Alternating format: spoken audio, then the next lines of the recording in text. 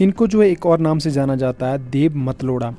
तो कहानियों के अनुसार जो मतलोड़ा जी है ये मातलोक से आए हैं।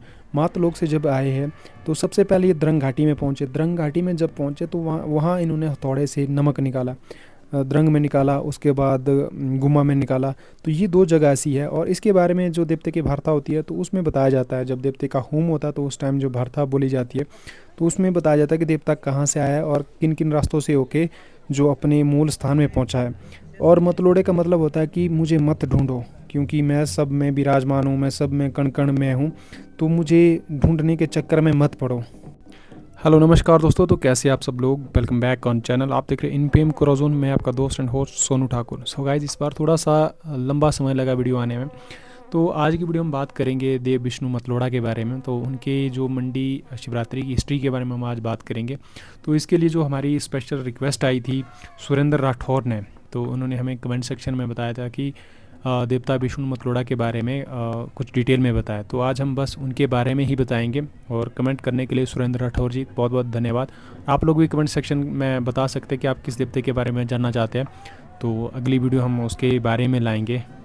सबसे पहले हम जानते हैं कि विष्णु मतलोड़ा कहाँ के देवता है।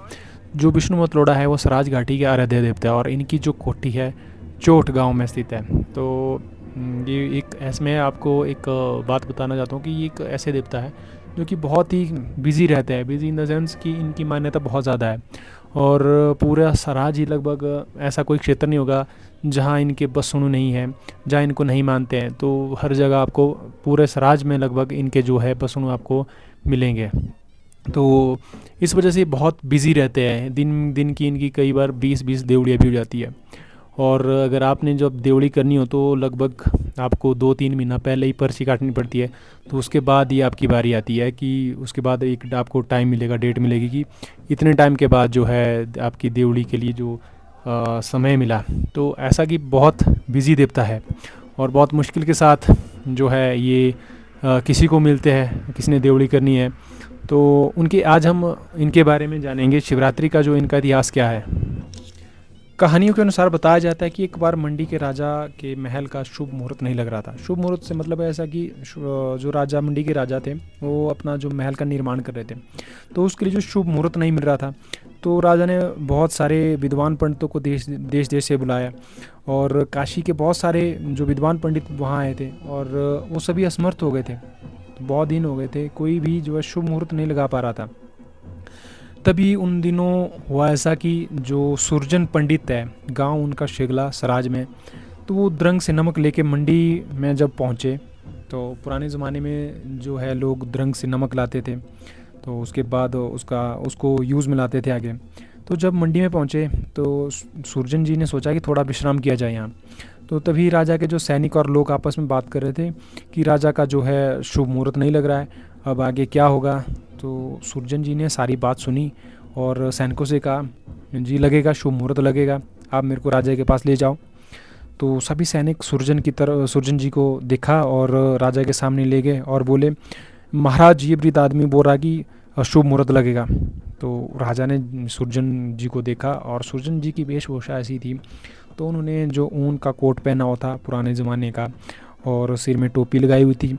तो जब राजा ने उनसे पूछा सुरजन जी से, हाँ बताओ कैसे लगेगा।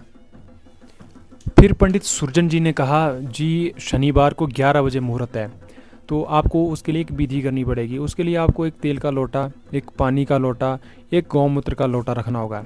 तो जैसे ही पानी कम होगा, इन जो तेल का लोटा, पानी का लोटा और गौमूत्र का लोटे के साथ साथ जो दरिया का पानी भी कम हो जाएगा उस दिन। तो राजा सुरजन की तरफ देखे और राजे के पास कोई और ऑप्शन भी नहीं था। तो बोले ठीक है। तो शनिवार आया, ठीक 11 बजे जैसा जैसा पंडित सुरजन जी ने बताया सेम वैसा हुआ। जो पानी का लोटा है, तेल का लोटा है, गौमूत्र का लोटा है और जो दरिया है ब्यास नदी, वो भी कम होगी और धीरे धीरे जो पानी है कम हो गया और राजा का जो अशुभ मुहूर्त लग गया। तो राजा इससे बहुत प्रसन्न हो गए और फिर राजा ने अपने सैनिकों को भेजा और पंडित सुरजन जी को बुलाया। और जब सुरजन जी को बुलाया, उनसे पूछा, जी आपको कैसे पता। तो उसमें सुरजन जी ने बोला, जी मुझे तो कुछ नहीं पता, बस मेरे को ये ऐसा ऐसा बताया, देवता आ गया मेरे में, तो जो देवते ने बताया वो मैंने आपको बताया। तो तब फिर राजा ने पूछा कौन देवता है, तो तब सुरजन जी ने बताया कि विष्णु मतलोड़ा नाम का देवता है और उनकी जगह है, ऐसी ऐसी जगह सराज में है, ऐसी जगह में वो विराजमान है। तो तब राजा सुरजन जी से बहुत प्रसन्न हो गए, बोले मैं तेरे को अभी 60 बीघा ज़मीन मंडी में दूंगा। तो सुरजन जी ने उस टाइम मना कर दिया, बोले नहीं, मैं इसकी सेवा करूंगा, देवते की सेवा करूंगा। तो फिर उस टाइम जो है खुश होके जो राजा ने है 60 बीघा ज़मीन, ऐसा बताया जाता है कि चोट जो कोठी है देवता की, वहाँ जो है 60 बीघा ज़मीन देवते को दी थी, जो खुशी के तौर पर, जो काम नहीं कर पा रहे थे बड़े बड़े, जो विद्वान नहीं कर पा रहे थे, वो एक सुरजन पंडित जी ने किया और जो करवाया देवता विष्णु मतलोड़ा ने पंडित के माध्यम से। तो तब से फिर उनको जो है शिवरात्रि में बुलाया। और फिर एक और इंसिडेंस है कि फिर जब राजा का जो काम हो गया, फिर राजा ने सुरजन जी को खाने के लिए आमंत्रित किया, बोला आप भोग करके जाओ। फिर जब सारे लोग बैठे वहाँ, विद्वान पंडित भी बैठे, सुरजन जी भी बैठे, तो राजा भी वहीं बैठे थे। तो सभी जब खाना खाते हैं तो सारे पंडितों ने अपनी जो है जो टोपी नीचे उतारी, तो सुरजन जी ने नहीं उतारी।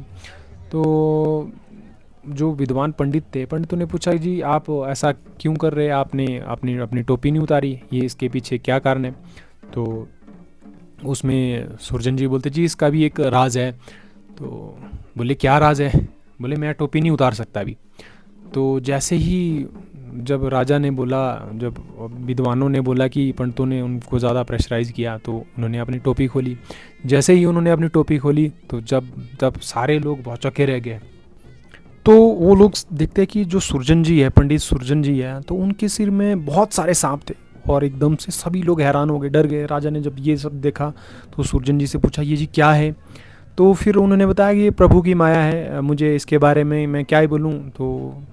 तो तब से जो है राजा विष्णु मतलोड़ा जी की जो शक्ति को पहचान गए और फिर उन्होंने फिर मतलोड़ा जी को शिवरात्रि के लिए इनवाइट किया। तो तब से फिर विष्णु मतलोड़ा हर साल शिवरात्रि में आते और बहुत पुराना इतिहास है इनका।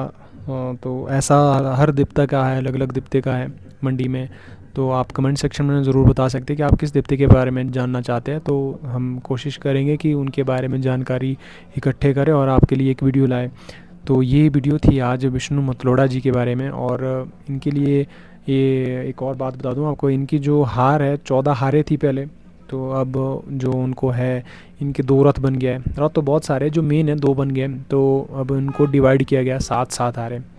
तो जो मंडी में आते हैं, जो मेन मतलोड़ा जी है, जो उनकी कोठी है चोट में है, तो आप आ सकते हैं कभी भी सराज में, चोट गांव में। तो एक बहुत खूबसूरत गांव है, कोठी बहुत ज़बरदस्त कोठी है। तो वहाँ आप दर्शन कर सकते हैं कोठी के, और आपके लक अच्छे रहे तो आपको मतलोड़ा जी भी वहाँ मिलेंगे।